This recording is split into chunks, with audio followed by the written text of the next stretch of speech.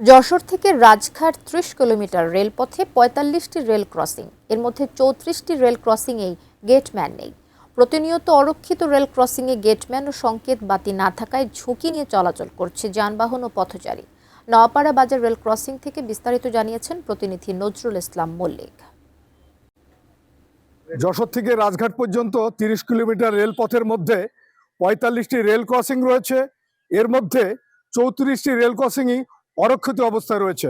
আমি যেখানে দাঁড়িয়ে আছি এটা বন্দরনগরী বাণিজ্যিক সড়ক নোয়াপাড়া বাজারের একটি রেল ক্রসিং।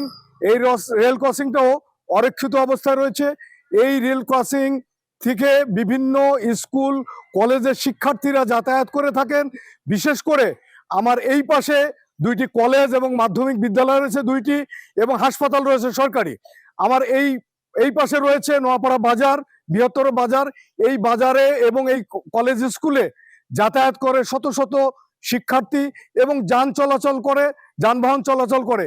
এখানে কোনো গেটম্যান না থাকার কারণে ইতিমধ্যে এখানে এসে আমরা যেটা জেনেছি বেশ কয়েকজনের প্রাণহানি ঘটেছে এখানে, এবং এই অরক্ষিত রেল ক্রসিং থেকে তারা যাতায়াত করছে জীবনের ঝুঁকি নিয়ে।